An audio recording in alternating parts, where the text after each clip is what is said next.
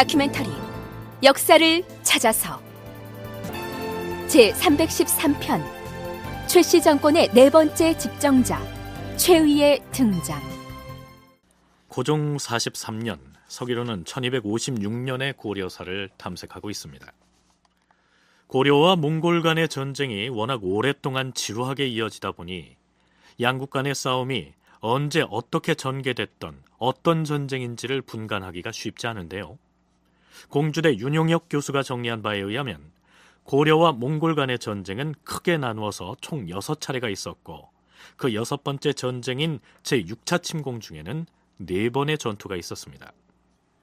지금 우리가 살펴보고 있는 고종 43년의 경우 몽골군의 원수인 차라대와 영영공 왕주는 전라남도 담양에 진을 치고 있었고 몽골 원정군의 또 한 축인 홍복원의 부대는 지금의 광주광역시인 해양에 주둔하면서 전라남도 지역을 공략하고 있었습니다.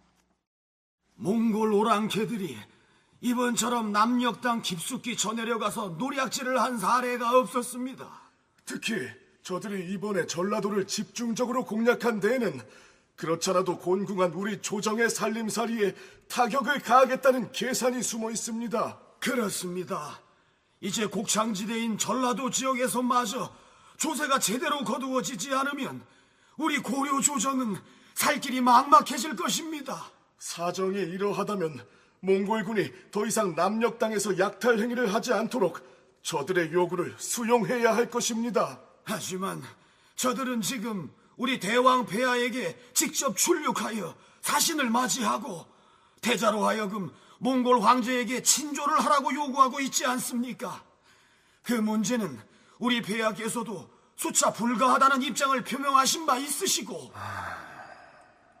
짐은 경들의 충정을 잘 알고 있어. 몽골군을 물러가게 하여 백성들을 보호할 수 있다면 어찌 짐이 왕자와 함께 나가서 저들을 맞이하는 것을 한사코 마다할 수 있겠소. 대장군 신지평은 다시 몽골 진영으로 가서 이러한 짐의 뜻을 차라대에게 전하도록 하시오.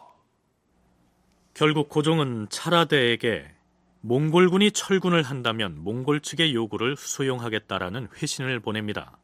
광운대 김인호 교수의 얘기입니다. 고려 정부에서는 이 문제를 갖고 논의를 했는데 이제 더 이상 방안이 없다라고 하는 결론을 내렸습니다. 결국은 태자가 가서 항복해야 하지만 철군을 할 것이다 라고 하는 부분들을 일정하게 어느 정도 암묵적으로 합의를 본 것이죠. 최양의 입장이 바뀌었느냐 하는 부분은 뭐 좀 다른 문제긴 한데요. 아마 최양의 입장에서는 이 시기에 이제 판단하기를 오히려 태자를 보내는 것 자체가 자신의 권력을 유지하는데 더 유리하지 않겠는가. 왜냐하면 고려 왕조가 유지가 돼야 되기 때문에 그래야지만 자신의 권력이 보존되기 때문에 태자를 하나 조에 보내는 부분들이 뭐 나쁘지 않다라고 이 시기에는 아마 판단했던 것 같고요. 그래서 결국은 그 고려 정부에서는 선택의 여지 없이 보내는 거로 이렇게 결정을 하게 되는데, 그러나 양쪽 진영의 사신 교환과는 상관없이 곳곳에서 치열한 전투는 계속됩니다. 서북병마사가 별초군 300명을 출병하여 의주에서 몽골군 1000명을 쳐서 물리쳤다. 대부도의 별초군이 야음을 틈타서 인주지경의 소래산 밑에서 몽골병 100여 명을 물리쳤다. 충주도의 순문사 한취가 아주 앞바다의 섬에서 배 9척을 동원하여 몽골병을 치려하였으나 적군의 반격을 받고 몰사하였다. 몽골병이 충주성을 도륙하고 이어서 충주산성을 치려고 하였는데 지방의 관리들과 노약자들이 월악신사로 올라갔다. 그런데 그때 호련히 운무가 자욱해지고 비바람과 우박이 내리고 천둥이 쳤다. 몽골 군사들이 신령이 고려를 돕는다 하여 지지 않고 물러갔다. 이렇듯 사방에서 치열한 전투가 그치지 않자 나주에 머무르던 차라대가 사신으로 간 대장군 심지평에게 버럭 화를 냅니다. 고려 조정에서 겉으로는 화친을 떠들고 있는데 그 와중에 여기저기서 고려의 별천군들에게 죽음을 당한 우리 몽골 군사가 얼마나 많은지 아는가? 기왕에 죽은 자는 어찌할 수 없으나 고려군에 붙잡혀간 우리 몽골의 포로들은 즉각 돌려보내야 할 것이다. 이렇게 되자 고려에서는 차라대의 노기를 누그러뜨리기 위해서 승천부에서 잔치를 베풀고 몽골군 쪽에 금과 은, 옷감, 술잔 등을 선물로 제공하며 달래야 했던 것입니다.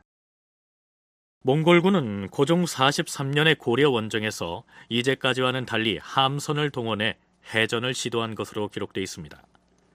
전쟁이 시작되면 고려의 군사들과 백성들이 빈번히 인근의 섬으로 대피해버리는 바람에 낭패를 당했었는데, 이제는 함선을 동원해서 고려의 군사와 백성들이 대피해 있는 섬을 직접 공격하겠다고 나선 것이죠. 그 중에서도 지금의 목포 앞바다에 있는 아페도 전투에 대한 내용이 고려사 자료에 비교적 상세하게 올라 있습니다.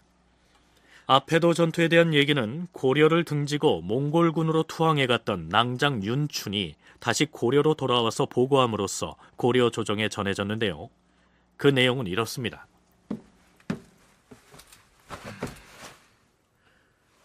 폐하, 신 윤춘이옵니다. 아니, 너는 수년 전에 반역을 일으켜 몽골군으로 투항했던 바로 그 윤춘이 아니더냐? 그러하옵니다, 폐하. 신에게 벌을 내려 주시옵소서. 죽을 죄를 지었사옵니다. 벌을 내릴 것인지 말 것인지는 나중에 판단할 일이고, 너는 몽골군으로 투항하여 몽골 오랑캐군의 일원으로 우리 고려 원정에 나선 것으로 아는데 어찌하여 몽골 진영을 떠나왔느냐?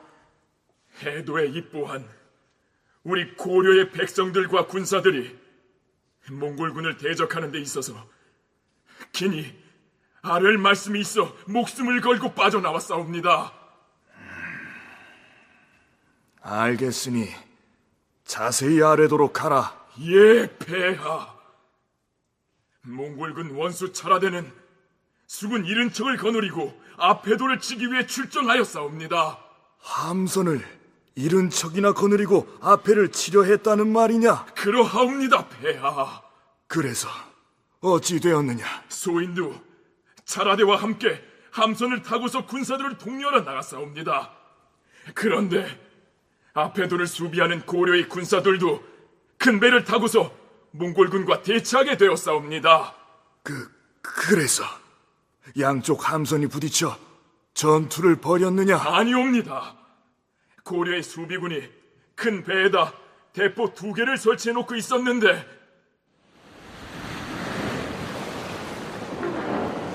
우리는 70척이나 되는 함선을 가지고 있다. 저 고래의 배들을 물리치고 상륙해 섬에 들어가 있는 자들을 모조리 도륙할 것이다. 장군! 고려의 수군들이 함선에서 대포를 쏘려는 모양입니다.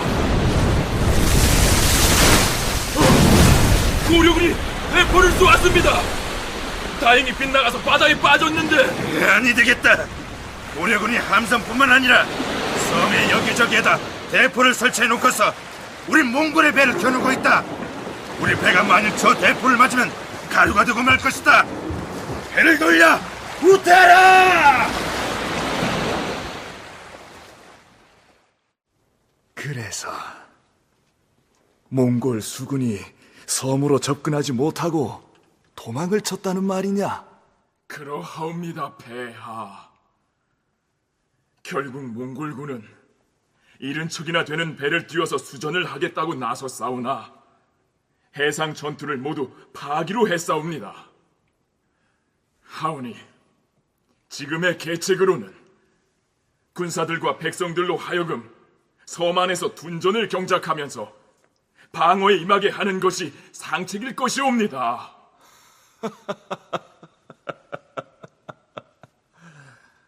알겠느니라.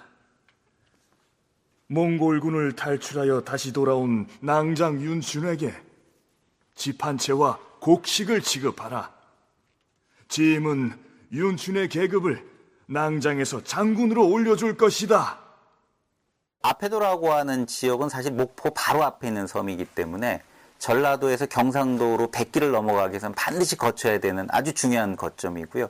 섬 자체의 길이가 적당하게 꽤 크기 때문에 주민들이 들어가서 이 거주를 해도 상당히 오랫동안 버틸 수 있는 곳 중에 한 곳입니다. 아마 이곳에 그 대포를 설치했다라고 하는 것은 앞에도 주민들 자체가 원래 소속되어 있는 곳이 나주에 소속되어 있습니다. 전라도 나주. 나주라고 하는 곳은 이미 고려 태조 때부터 왕실에 아주 가까운 지역, 그러니까 이 후삼국과 항쟁할 때도 그 나주 지역을 갖다 이 중심으로 해서 거점을 삼았듯이 이 왕실과 가까운 지역이기 때문에 충성도가 그만큼 높은 지역이라는 것이죠. 그래서 이들을 막기 위해서 아마 대포라고 하는 부분들을 그 생각해낸 것 같은데, 이 시기의 대포라고 하는 건 화약을 쓰는 대포는 절대로 아니고요. 일종의 뭐 대우포라든가 뭐 이런 형태의 이름들을 갖고 있는 것인데, 몽골군 원수 차라대가 겁을 내고 배를 돌렸다는 고려의 무기가 대포라고 했는데요. 지금 우리가 대포하면 떠올리는, 그러니까 화약을 이용해서 포탄을 날리는 그런 대포가 아니고 커다란 돌을 날리는 대우포라고 하는 김인호 교수의 설명입니다. 한신대 김순자 교수 역시 그것이 화약을 폭발시켜서 탄환을 날리는 대포는 아니라고 얘기합니다. 여기에서 대포는 그 화약을 사용하는 폭탄, 우리가 요즘 대포하면 그 생각을 하는데 그건 아닙니다.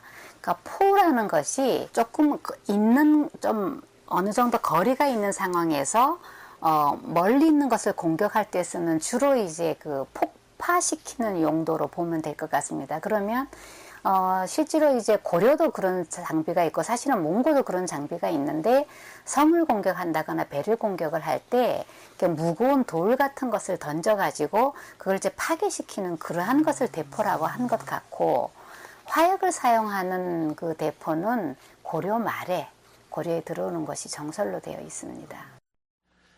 그렇다면 당시에 차라대가 공격을 감행했던 아페도의 구체적 지점은 어디쯤일까요? 구체적인 내용이 사료에 나와 있지 않아서 정확하게 알 수는 없는데요. 공주대 윤용혁 교수가 고려 대몽항쟁사 연구에서 기술해 놓은 내용은 이렇습니다. 예상해 볼 수 있는 공격 방향들 중 하나는 현재 목포시 북항 쪽에서 아페도 남단을 치는 것이고, 다른 하나는 무안군 운남면 성내리의 연안에서 섬의 북단을 치는 것이다. 당시 아페도에는 인근의 무안, 나주, 한평 등지로부터 다수의 군민과 현민들이 유입되었을 것이 분명하고, 이들은 거의 무안의 성내리로부터 좁은 바다를 건너서 섬의 북단에 도달하게 되어 있다. 이러한 지리적 상황 및 광주 방면에서 이들을 추격하였을 몽골군의 진로를 고려한다면 아무래도 차라대는 무안군 성내리 연안에 진을 치고 아페도 북단을 공격했을 것으로 단정할 수 있을 것이다. 고종 43년 6월에 몽골 원수 차라대는 해양, 즉 지금의 광주광역시에 본부를 두고서 군사를 지휘했던 것으로 나타납니다. 차라대는 해양의 무등산 꼭대기에 진을 치고서 군사 1000명을 남쪽으로 파견하여 노략질을 하도록 지휘하였다. 그런데 얼마 뒤에는 몽골군의 지휘자들이 강화도 바로 앞에 갑곶강 인근으로 올라온 것으로 기록되어 있습니다. 차라대와 영령공 왕준 그리고 홍보권 등이 갑곶강 밖에 이르러서 깃발을 숱하게 세운 채 들판에서 말을 먹이면서 통진산에 올라가 강화를 바라보고는 수안현으로 퇴각하여 진을 쳤다. 그리고는 또 얼마 뒤에 몽골군은 말머리를 돌려서 철군한 것으로 되어 있습니다.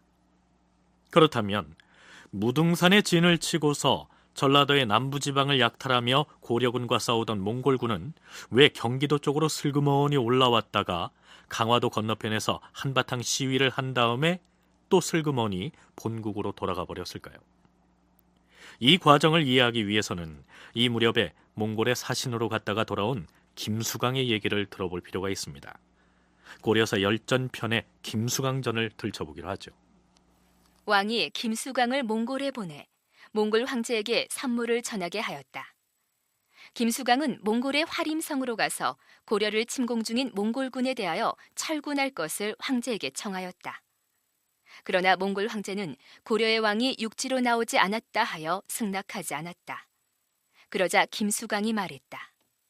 폐하, 사냥꾼이 짐승을 몰아 굴로 들어가게 한 다음에 활과 화살을 들고서 굴 입구에서 지키고 있다면 곤경에 빠진 짐승이 어디로 나올 수 있겠사옵니까? 또 만일 얼음이 얼고 눈보라가 치는 한겨울이라면 땅이 꽁꽁 얼어붙게 될 터인데 조목이 어떻게 살 수 있겠사옵니까? 지금 고려의 처지가 그러하옵니다, 폐하. 이렇게 말하니 몽골 황제가 너야말로 진정한 사신이로구나. 짐이 마땅히 두 나라 사이에 화친을 맺어야겠다라고 하면서 사람을 보내 고려에 가 있던 군사들을 철수하게 하였다. 차라대는 아마 몽골 황제로부터 철군 명령을 받았을 가능성이 굉장히 큰데요. 그 고려사절의 기록에 보게 되면 김수강은 9월에 돌아온 것으로 그렇게 기록에 나와 있습니다. 따라서 이미 그 김수강이 몽골 황제를 만난 거는 그 이전이고요. 당연히 그러다 보면 화친은 그 이전에 이루어졌을 것이고 8월에 이제 홍복원이 이제 그렇게 그 각곡강으로 올라오게 되는 거나 이런 부분은 당연히 그 이전에 화친의 명령에 의해서 몽골 황제가 명령을 내린 것으로 이렇게 봐야 되겠습니다. 그러니까 김수강이 몽골에 가서 기울인 외교적인 노력의 결과로서 무둥산에 진을 치고 있던 차라대의 군사가 갑곡강 쪽으로 올라왔다가 본국으로 돌아갔다. 김인호 교수의 견해가 그렇습니다. 그런데 김순자 교수는 몽골군이 철수하는데 물론 몽골 황제의 회군 명령이 영향을 미치긴 했으나 차라대 역시 무둥산에서 군사를 물려서 강화도 인근까지 올라온 상태에서 자국 황제의 회군 명령을 받은 것으로 봐야 한다고 얘기합니다. 처음에 이제 차라대는 전라도 그 담양까지 내려가서 주둔을 하고 있습니다. 그러다가 전라도에서 한동안 주둔을 하다가 오히려 이제 거기에서 거꾸로 개성 방면으로 올라와서 지금 강화도 바로 건너편에 와가지고 강화에다가 이제 군사적인 시위를 하는 걸로 나타납니다. 그거와 동시에 이제 몽고군이 쳐들어왔을 때 고려는 역시 사신을 몽고에 보내어가지고 철수를 해달라, 철군을 해달라라고 계속 요청을 하고 있는 상황이었기 때문에 그 두 가지가 동시에 진행이 되었다고 보입니다. 그래서 전라도에 내려갔던 차라대 본진이 이 지금의 이제 개성 일대 또 강화도 건너편 지대까지 철수했을 때쯤 몽고에서 그 외교적인 노력의 결과로서 철수하라라는 명령이 전달되는 것입니다. 그런데 몽골군의 철군 과정에서 고려가 얻은 의외의 소득이 한 가지 있었습니다. 고려에 원정했던 몽골군 간부 한 사람이 고려에 망명을 한 것입니다. 차라대 휘하에 있던 동경 총관 송산이란 자가 아내를 거느리고 고려에 투항을 해온 것이죠. 대몽전쟁을 실질적으로 지휘했던 최항으로서는 고무적인 일이 아닐 수 없었겠죠. 동경 총관이라 했는가? 그렇소. 몽골군은 차라대 원수를 따라서 모두 본국으로 돌아갔거늘 어찌하여 그대는 우리 고려에 투항할 생각을 했는가? 내가 고려에 온 것은 당신네 나라 고려가 강성해서가 결코 아니오. 나는 이번 전쟁 중에 3가지 잘못을 저질렀어. 차라대 원수로부터 그 죄를 용서받지 못할까봐 두려워서 망명을 결심한 것이오. 3가지 잘못이라 했는가? 그렇소. 첫째는 차라대가 남쪽 지방으로 진군해 가면서 나에게 의주 땅을 지키라 명하였는데 나는 의주를 굳게 지키지 못했소. 또 한 가지는 차라대가 나에게 농사를 장려하여 군량을 비축해 놓으라 했는데 벼가 흉년이 들어서 결국 군량 창고가 텅 비고 말았소. 그렇다면 또 한 가지 잘못은 무엇인가? 고려 군사가 온다는 소문을 듣고 군사 70명을 정탐병으로 내보냈는데 그 중에서 단 한 사람도 되돌아온 사람이 없었으니 이 또한 용서받지 못할 죄가 아닐 수 없소. 그대가 한 일이 몽골의 차라대에게는 죄가 될지 모르겠으나 우리 고려에는 오히려 충성스러운 일이 아닐 수 없다. 여봐라, 송산 저자에게 집 한 채와 곡식과 기물과 옷감은 물론이고 집에서 부릴 수 있는 노비를 제공하도록 하라. 그런데 김순자 교수는 이때 고려에 투항한 송산이라는 사람이 몽골 출신은 아니었을 것이라고 분석합니다.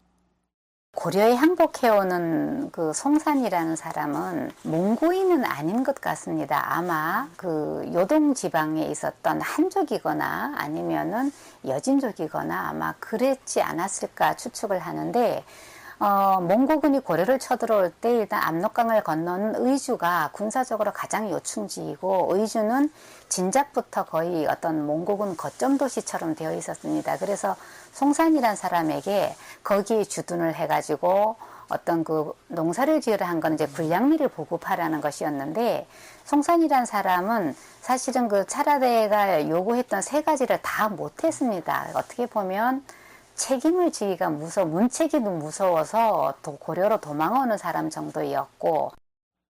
그렇다면 고려의 무인 집정자인 최항은 왜 그토록 송산의 투항을 반색하면서 맞이했고 또한 그에게 파격적인 대접을 해주었을까요? 김인호, 김순자 두 교수의 얘기를 차례로 들어보시겠습니다. 송산이 이제 자기가 부여받았던 세 가지 임무를 다 수행하지 못했기 때문에 결국은 그 차라대가 돌아올 때 자신의 문책이 굉장히 두려웠던 것으로 이렇게 보이는 거죠. 그래서 그 처벌을 받는 걸 두려워해서 일단 고려로 넘어오게 됐는데 최항은 그에 대해서 굉장히 대우를 잘해주게 되는데요. 아마 이거는 몽골군이나 또는 고려 백성들에게 결국 일종의 이제 자기가 통치를 잘하기 때문에 이렇게 그 송산이 넘어오고 있다라고 하는 부분들을 보여주기 위한, 과시하기 위한 아마 그런 선전 효과를 노리기 위해서 그렇게 대우를 잘해줬던 것을 이렇게 파악이 됩니다. 최항 입장에서는 그 전쟁을 수행하는데 어떤 명분을 좀 강화시키는 대로 작용했을 가능성은 충분하다 이렇게 봅니다. 왜 그런가 하면 뭐 일개 병사도 아니고 어쨌든 의주라는 아주 중요한 그 거점 도시의 중책을 맡았던 사람이 고려로 귀순을 해온 경우입니다. 그럴 경우에 우리가 항몽 전쟁을 수행하는 것이 정당하다. 그 다음에 몽골군이라는 사람들에게 우리가 침략을 당한다면 결국은 이렇게 사실 몽골군이 우리를 도와주는 것이 아니라 우리가 이렇게 침략을 당하고 어려워진다. 그렇게 아마 군사적으로 선전하는 데 사용했을 가능성은 있습니다. 어쨌든 고종 42년 10월에 고려를 침공했던 차라대 몽골군은 고종 43년 9월에 철군을 함으로써 1년 만에 전쟁을 마친 것입니다. 계엄령이 해제됐으나 그렇다고 전쟁이 아주 끝난 것은 아니었습니다. 따라서 백성들은 또 언제 몽골군이 쳐들어올 것인지 여전히 전쟁의 불안을 안고 살아갈 수밖에 없었습니다. 그해 12월 고종은 다음과 같은 내용의 교지를 내립니다. 여러 도의 백성들이 난리를 피하여 이리저리 옮겨 다녀야 하니 그 처지가 매우 불쌍하도다. 지금 거주하고 있는 곳과 본래 살던 곳의 거리가 하루길에 불과한 사람들은 본디 살던 곳으로 돌아가서 전답을 경작하는 것을 허락하도록 하라. 그 이외에 섬에 있는 자들에 대해서는 섬 안에 전토를 마련하여 주되 그러고도 모자라면 바닷가에 있는 묵은 토지와 궁궐 또는 사찰 소유로 돼 있는 토지를 나눠주도록 하라. 이러한 내용의 교지를 발표해야 했던 고종의 마음도 착잡하기는 마찬가지였겠죠. 설상가상으로 그의 겨울철에는 역질, 즉 전염병까지 창궐했는데 고려사의 기록을 보면 굶고 병들어 죽은 사람의 시체가 길거리를 덮었다라고 되어 있습니다. 해는 바뀌어서 고종 44년 봄, 고려 조정에선 몽골에 대한 진봉 문제로 논란이 벌어집니다. 다시 말해서 해마다 봄철이면 몽골의 사신을 파견해 몽골 황제에게 선물을 갖다 바쳤는데 그 진봉을 아예 하지 말자는 주장이 제기된 것입니다. 우리가 대왕 폐하의 이름으로 해마다 몽골 황제에게 진봉을 해왔는데 그에 대한 몽골의 대접이 무엇이었습니까? 대규모 군사를 동원한 침략과 약탈이었습니다. 그들이 우리 영토의 남쪽 끝까지 휩쓸면서 한바탕 유린을 하고 돌아간 지가 얼마 지나지도 않았는데 또다시 우리가 그 원수의 나라에 진봉을 해야 합니까? 하지만 그처럼 감정적으로만 대응할 일이 아닙니다. 저들은 우리가 어찌할 수 없이 받들어야 할 군사 대국입니다. 우리가 항복을 하지 않는 한 저들이 군사를 몰고 쳐들어올 것이 뻔한 터에 연례적으로 보내던 진봉사절을 갑자기 중단해버린다면 우리가 항복을 하지 않는 한 저들이 또 군사를 몰고 쳐들어올 것이라 하지 않았습니까? 그러니 아무 소용도 없는 진봉사절 파견 따위 이제 그만하자는 것입니다. 이러한 논란 끝에 고려는 고종 44년 봄부터 연례적으로 몽골의 진봉사절을 파견하던 것을 폐지해버립니다. 그해 4월 폐하, 원주에서 반란이 일어났다는 전문이 옵니다. 뭐라? 이 어려운 때에 대체 누가? 원주의 도저가 안열이 무리를 거느리고 예성에 운거하여 반란을 일으켰다 하옵니다. 장군 윤군정과 낭장 권차는 당장 군사를 이끌고 원주로 가서 반역의 무리들을 소탕하도록 하라. 어명을 받고 출병한 장군 윤군정이 반란군 300여 명을 맞아 싸워서 크게 이겼다. 이윽고 어떤 사람이 반란 주모자 안열의 목을 베어가지고 성 안에서 나와 항복하니 윤군정이 성에 들어가서 괴수 송비와 돈정 그리고 당노 등 몇 사람의 목을 베고 그들의 추종자들을 섬으로 귀양 보냈다. 한동안 보이지 않던 고려 내부의 반란에 관한 기사가 오랜만에 다시 나타납니다. 장기간의 전쟁으로 지칠 대로 지친 백성들이 강화도의 조정에 등을 돌리고 줄줄이 반기를 드는 사태가 머지 않았음을 알려주는 전조와 같은 사건이었습니다. 고종 44년 윤 4월 최양의 병이 위독하였으므로 왕은 옥에 갇힌 죄수들을 석방하였다. 어느 날 최양은 병든 몸을 일으켜 후원의 작은 정자에 올라 시 한 수를 읊었다. 두와 향기는 일만 후의 장안을 감싸돌고 비단 장막은 심리 벌판에 구름인 양 나부끼는데 난데없는 모진 광풍이 내 몸속에 불어 들어와 붉은 꽃잎 휘몰아치다가 장강을 건너가네. 최양은 시를 읊고 나서 침실로 돌아가서 갑자기 죽었다. 이렇게 해서 최씨 정권 제3대 집정자인 최항의 시대가 막을 내린 것입니다. 이제 최씨 무신 정권의 권력을 최항의 아들인 최의가 이어받게 되는데요. 그 권력 승계의 과정은 어떠했을까요? 특별한 이유를 기록하지 않은 걸 보면 그냥 자연 사망한 것으로 보는 것이 타당할 것 같은데요.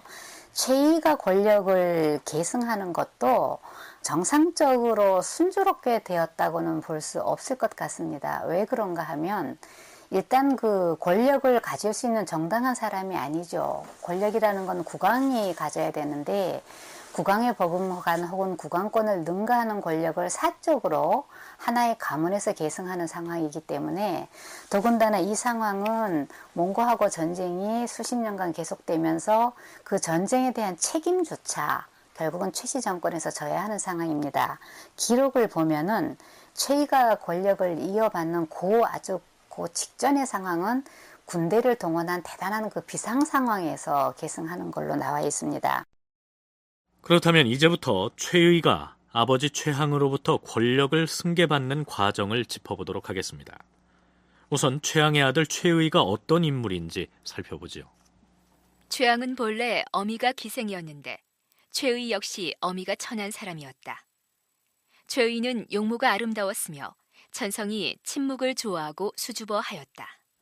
고려사의 기록에 의하면 최의는 용모가 아름답고 수줍어하는 성품이라고 했는데 무인 권력을 지휘하는 총수가 되기에는 좀 어울리지 않는다는 느낌이 들지 않습니까? 어쨌든 최항은 정실 부인과의 사이에 아들이 없었기 때문에 최의를 후계자로 낙점할 수밖에 없었던 것이죠. 최항은 자신이 출가한 승려 신분이었다가 갑자기 조정으로 불러 올려져서 최후로부터 갑작스럽게 권력을 물려받았던 경험이 있었기 때문인지 후계자인 최의에게 비교적 일찍 정치학습을 시킵니다. 최양은 경림과 사예기를 시켜서 최의에게 시와 글씨를 가르치고 권위와 이믹을 시켜서 정사를 가르쳤으며 정세신을 시켜서 예법을 가르쳤다. 그리고 국왕인 고종으로 하여금 최의에게 전중내급사라는 벼슬을 주게 한 다음 관리로서의 경험을 갖게 합니다. 임종을 앞두고 최양은 선인열과 윤흥 두 사람을 불러들입니다. 그대들이 내 자식을 잘 보호하고 이끌어준다면 나는 죽어도 여한이 없을 것이다. 내 자식이 무난히 가업을 계승하여 잘 이끌어 나간다면 이 모든 것이 선인열과 윤흥 너희 두 사람의 덕인 줄 알겠다. 영공, 최시조.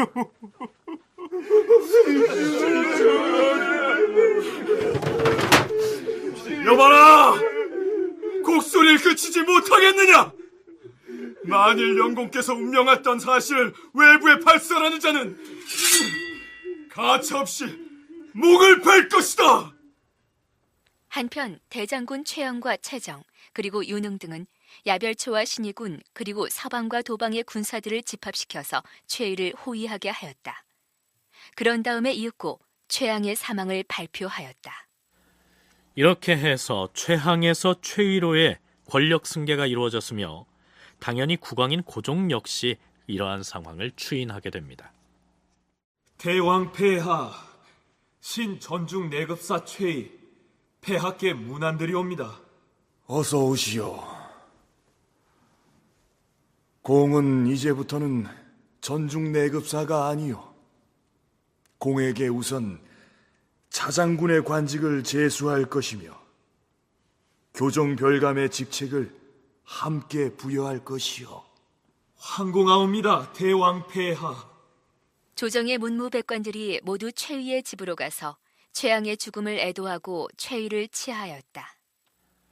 최충원 사후에 최우가 권력을 승계할 때, 그리고 최우가 숨을 거둔 직후에 최항이 그 무인 권력을 이어받는 과정에서 발생했던 일촉즉발의 상황이 최의의 권력 승계 과정에서는 나타나지 않은 걸로 돼 있습니다. 김인호 교수는 그 배경을 이렇게 설명합니다. 최양 자신이 원래 본처에게는 아이가 없었고, 그 다음에 과거 자기가 이제 그 승려 시절에 그 여종에게서 얻은 최의뿐이었기 때문에 결국 이제 도전할 세력이 없었다는 게 가장 중요한 요인이겠죠. 동시에 그 최양의 부하들 자신들도 스스로의 지위를 보존하기 위해서는 어떤 사람을 후계자로 선택하는 게 제일 좋으냐라고 얘기를 할 때는 역시 최양의 아들인 최의에게 의존하는 것이 자기의 지위를 보존하는 것이 가장 좋다라고 봤기 때문에 이미 그 최양이나 이런 사람에게 그 대권에 도전할 수 있는 세력이 아무도 없는 입장에서는 역시 혈통에 의존하는 게 가장 좋겠죠. 그런 부분에서 굉장히 무난했다라고 우리가 볼 수 있습니다. 비록 어머니가 천한 신분이었지만 최의는 최항의 유일한 피부치였습니다. 따라서 권력 계승권자의 자리를 다투는 경쟁자가 없었다는 점이 최의가 무난하게 권력을 승계한 배경이었을 것이란 얘기입니다. 그런데 최의가 아버지인 최항으로부터 권력을 넘겨받는 과정을 서술한 고려사의 기사를 살펴보면 최항이 최우로부터 권력을 넘겨받는 과정을 기술한 내용과 판박이로 똑같은 대목이 있습니다. 최우가 죽자 최양은 이틀 동안 상복을 입었다. 장례식이 끝나자 그는 문을 닫고 들어앉아 죽은 제아비의 첩들을 간음하였다. 자, 이랬었는데 최항의 사후에 최의 역시 비슷한 행동을 한 것으로 소개되어 있습니다. 최양에게는 심경이라는 애첩이 있었는데 용모가 아름답고 영리하였다. 최의가 일찍부터 심경과 사통하였으며 아버지인 최양이 죽는 바로 그날에 그 여자를 데려다가 첩으로 삼았다. 전에도 1차 거론한 적이 있었는데요.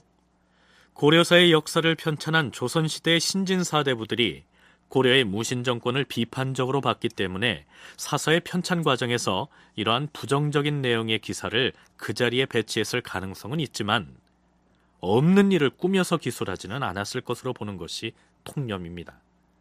그렇다면 최양이나 최의가 비록 첩이라고는 하지만 아버지의 여자를 취한 셈이 되는데요. 남녀의 그 혼인관계에 대해서는 크게 농경사회의 어떤 혼인관계에 대한 어떤 도덕률, 그 다음에 이제 유목사회의 도덕률 두 가지로 나누어 봅니다. 만약에 이제 고려가 유목민족 사회라면 아버지가 죽었을 때 아버지하고 관계를 가졌던 뭐 기생이나 첩을 아들이 이어받는 것이 전혀 문제가 될 것은 없습니다. 그리고 뭐 이때 몽고족이 고려하고 전쟁을 하는 상황이긴 했습니다만 그 아버지하고 관계가 있었던 여성을 아들이 다시 취한다 하는 것은 이 시기에 고려 사람들에게도 일단 그 인륜이 어긋나는 것으로 상식적으로 받아들여진 것으로는 봐야 할 것 같습니다. 아버지의 첩을 아들이 취한 행위를 조선시대나 지금의 윤리의식을 기준으로 삼아 비난해서는 안 될 것이지만 그 시기에도 그것이 도덕적으로 바람직하지는 않았다는 의식은 있었을 것이다. 한신대 김순자 교수의 얘기가 이렇습니다. 말하자면 최양이나 최의가 고려의 지배 귀족으로서 갖춰야 할 소양을 반듯하게 갖추고 있진 못했다. 이렇게 풀이할 수도 있겠죠. 그런데 광운대 김인호 교수는 이 심경이라는 최양의 애첩을 아들인 최의가 취한 행위를 정치적인 행위로 해석할 수도 있을 것이라고 분석합니다. 아마 기록 자체는 틀린 부분은 아니었을 것이라고 보는 게요. 당시에 이 사랑한 첩, 뭐 심경이라든가 이런 경우는 아마 최양하고의 나이 차이도 꽤 났었을 것이고요. 당연히 출신도 뭐 기생과 같은 출신, 뭐 이런 부분들이었을 테니까 기생에서도 아마 특출난 그런 능력이 있는 기생이겠죠. 뭐 미모가 있다든가 아니면 뭐 남자의 마음을 갖다 사로잡을 수 있는 뭐 이런 언변이라든가 여러 뭐 능력이 있는 그런 이제 그 여성이었을 텐데요. 그러다 보니까 아마 옆에서 두고 봤을 때 그 최희 입장에서는 뭐 별로 그 유교적인 의식은 뭐 이 시기에 별로 없던 시절이니까 그런 부분들을 뭐 데리고 뭐 같이 자기 지내도 큰 문제는 없겠다라고 아마 생각했을 것이고요. 동시에 뭐 정치적인 이유도 어느 정도는 있을 겁니다. 즉 아버지의 유산을 자기가 그대로 이어받는다. 심경이란 여자가 최양의 사랑을 오랫동안 받아왔다면 그녀가 가지고 있는 재산도 만만치 않았을 것이고 또 무엇보다 나름대로 인적 네트워크도 구축하고 있었을 것이었기 때문에 이제 갓 권력을 이어받은 최희로서는 그 여자가 가지고 있던 그런 정치적인 기반을 당연히 물려받고 싶었을 것이다. 이러한 얘기지요. 그렇다면 최씨 정권의 제4대 집정자인 최의가 권력 행사를 어떻게 해나가는지 살펴보기로 할까요? 최공께 은밀하게 들려드릴 말씀이 있습니다.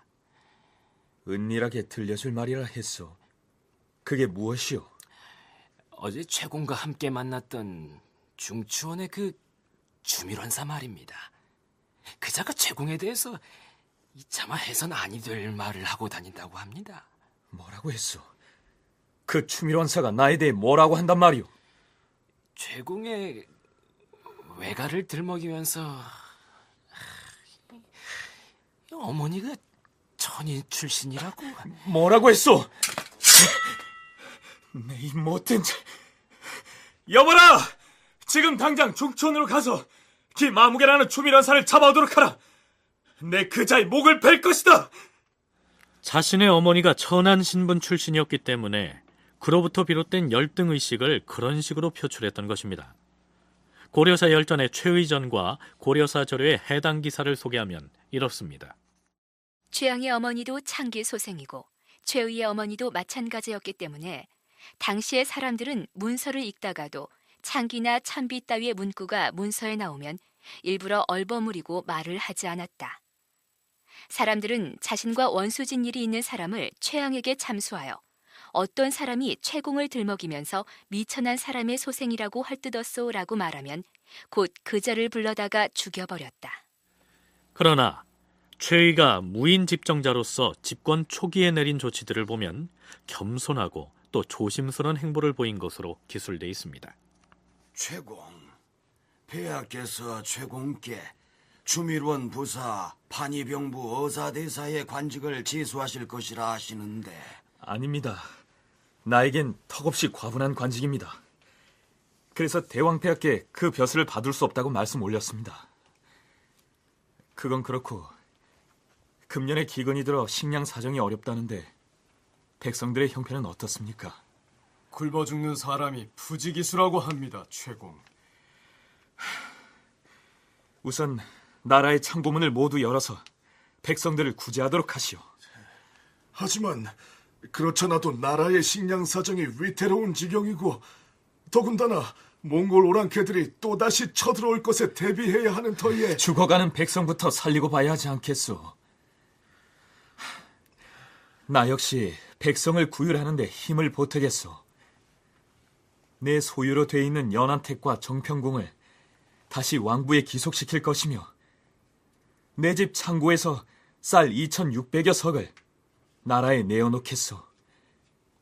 이와는 별도로 내 집 창고의 식량을 꺼내서 권무, 대정, 채장과 좌우위, 신호위, 교위 위하의 군인들에게도 나눠주도록 하겠소.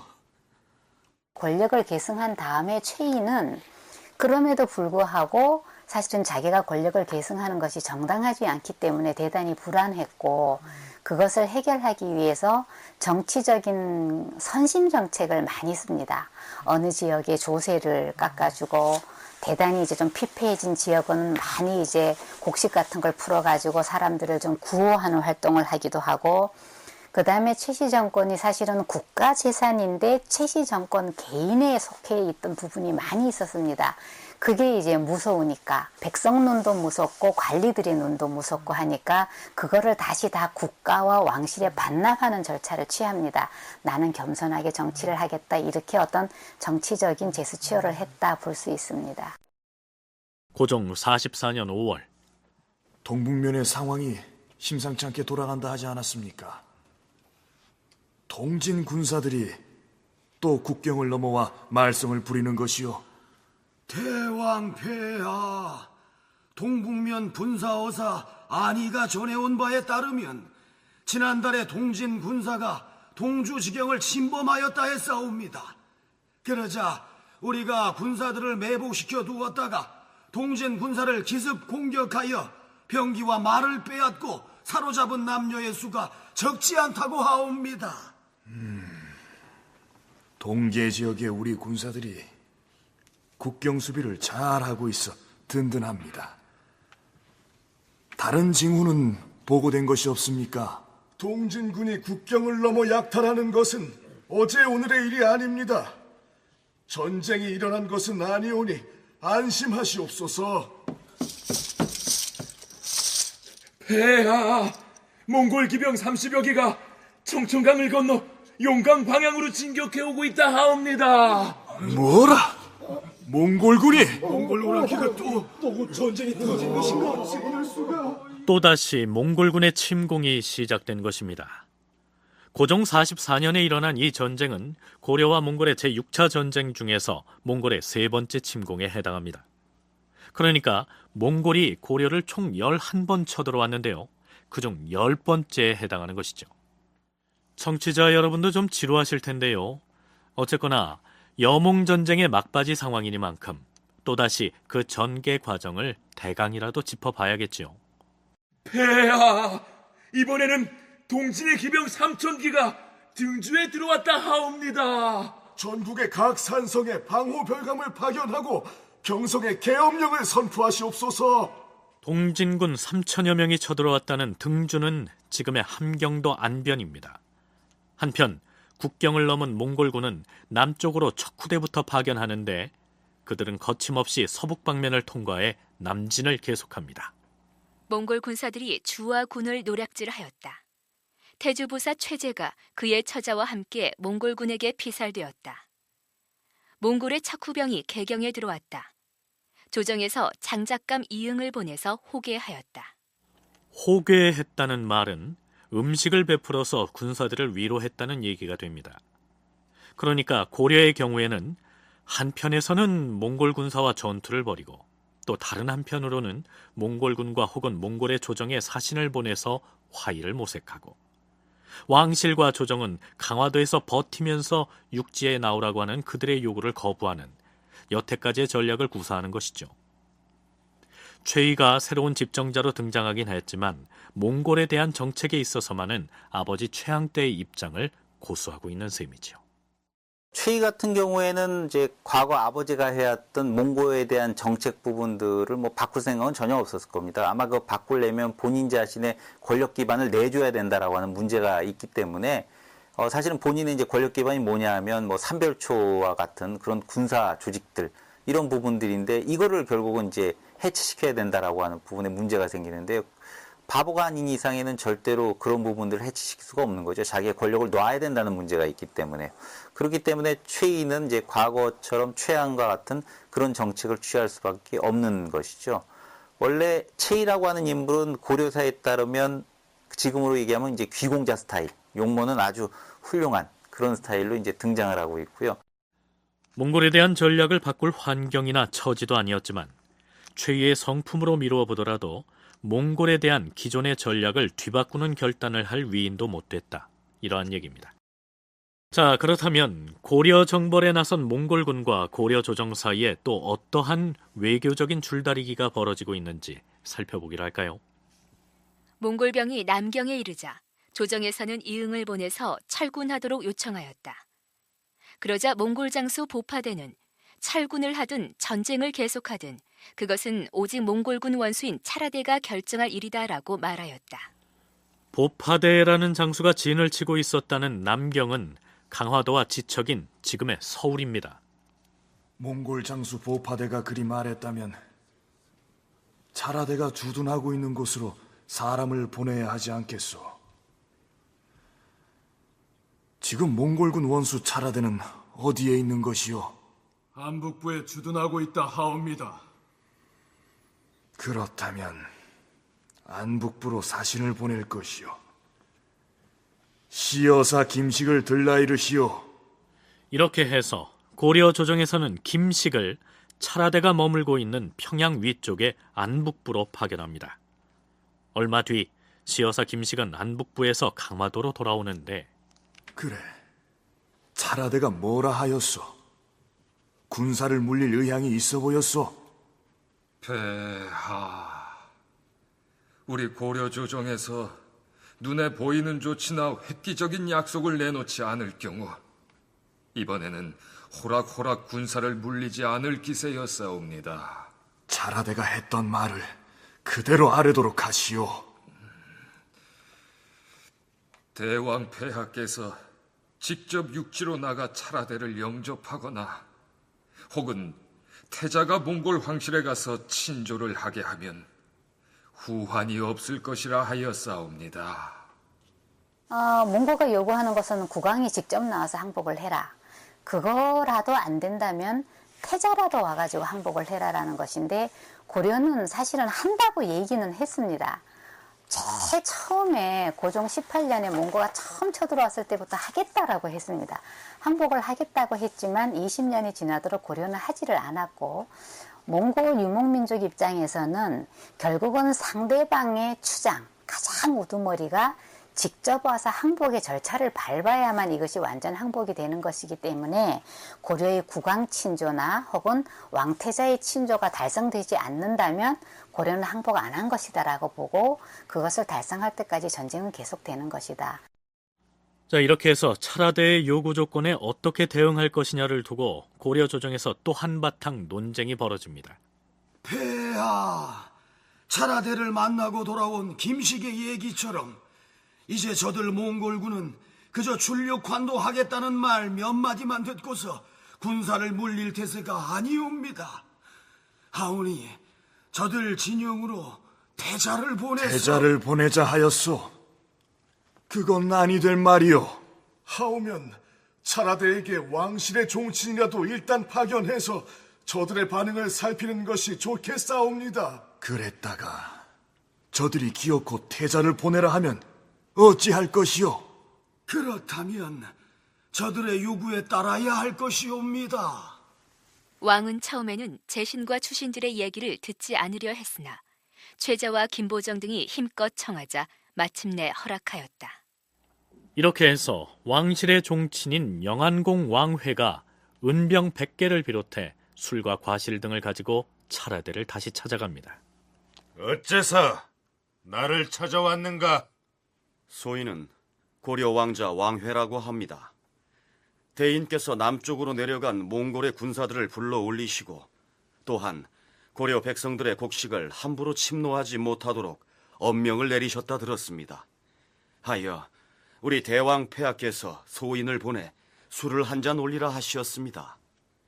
실제로 차라대가 부하들에게 그러한 명령을 내렸는지 아니면 고려 조정의 희망사항을 그렇게 얘기했는지는 알 수가 없습니다. 그런데 차라대의 대답은 단호합니다. 태자가 이곳에 이르면 나는 군사를 물려서 봉주에 주둔할 것이다. 봉주란 황해도의 봉산을 일컫습니다. 왕회가 돌아와서 차라대의 반응을 전하자 고려 왕실에서는 다시 대응책을 논의하죠. 폐하, 어찌하시겠사옵니까? 경들은 저들의 요구대로 태자를 보내라 하는 것이요. 폐하, 숱한 백성들이 목숨을 잃었사옵니다. 그리고 전쟁이 계속된다면 앞으로 얼마나 많은 백성들이 희생될지 모르옵니다. 정령 태자를 몽골에 보내어 백성들을 살리는 일을 주저하시겠사옵니까? 태자로 하여금 몽골 황제에게 입주하게 하시옵소서. 제신과 추신들이 입을 모아 태자를 보내 백성들의 생명을 구할 것을 청하였으나 왕은 이럴까 저럴까 결정하지 못하였다. 그러자 제신과 추신들이 다시 의논해 결론을 내리고 시여사 김식을 다시 차라대에게 보내 이렇게 약속하게 합니다.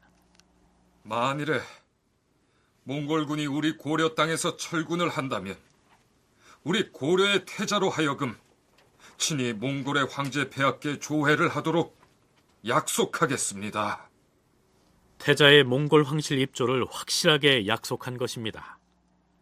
한 가지 주목할 점은 이러한 결론을 제신과 추신들이 토론 끝에 도출했으며 무인 집정자인 최의는 어떠한 견해를 표명했는지 사서에 한 줄도 올라있지 않다는 사실입니다. 이제 고려와 몽골 간의 전쟁이 마무리 단계에 들어가면서 새로운 국면을 맞이한 것입니다.